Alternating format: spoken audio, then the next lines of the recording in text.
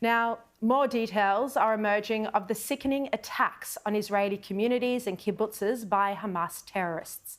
The elderly gunned down at a bus stop, women separated from their children and raped, beheaded babies and young children. More than 200 hostages are believed to have been kidnapped by Hamas.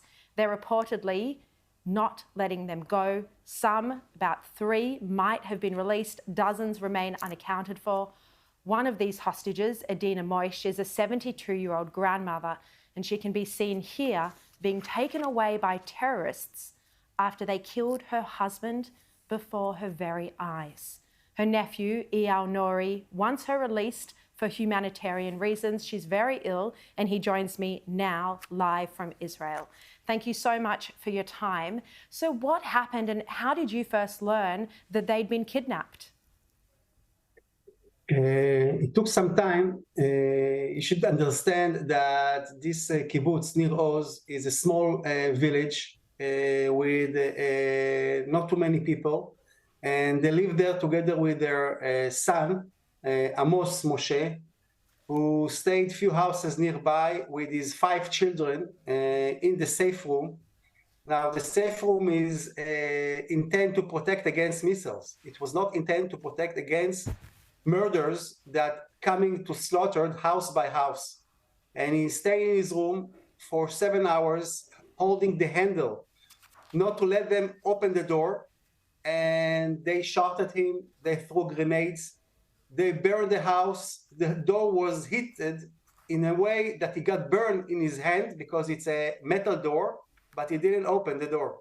And once, after like 7 or 10 hours, where the army came to rescue, he went to his father's house, and he saw his father lying on the door in the safe room from inside, shot with dozens of bullets.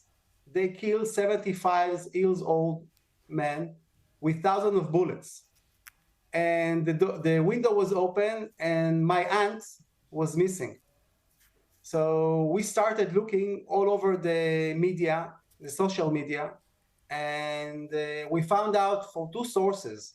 One picture of taken out by AP photographer, and another video that someone else took, where you see her sitting on a motorbike with 2 terrorists, one in front driving and one in the back, and she's taken hostage. Now, my aunt has a heart problem.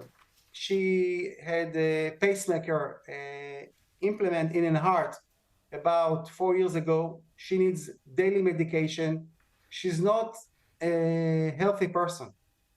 And this is, small tragedy, my family, compared to all the tragedy that we hear, that what they did in this and others.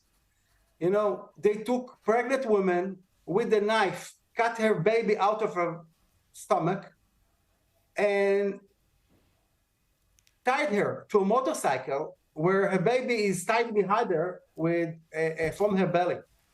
These scenes are not by freedom fighters. They are not freedom fighters. No, of course not. They're the most despicable terrorists. And as your Prime Minister said in a social media post today, they are worse than ISIS. I mean, cutting an unborn baby from a pregnant woman's stomach, beheading babies, slaughtering babies and children, it doesn't get more inhumane.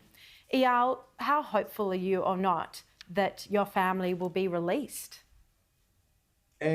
We are working in a campaign to show her picture worldwide. I want the name Adina Moshe will be heard. I want the name of Said Moshe, which was my uncle, will be heard. I know, and everybody knows that Hamas is holding her. Everybody knows that they are responsible for her life, and she needs to get medical medication. We hope.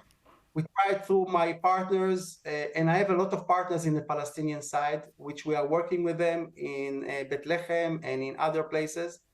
We try to get their assistance, sending her medication, but currently it's impossible. Yeah. So we want to get the whole world to pray with us to her safe return, and we don't need the murderers to be staying in our prisons. we are supporting the release of all the prisoners from both sides, just bring them back home. Yeah.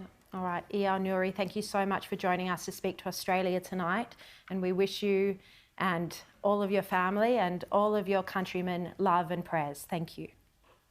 Thank you very much for the opportunity telling your story. It's a pleasure.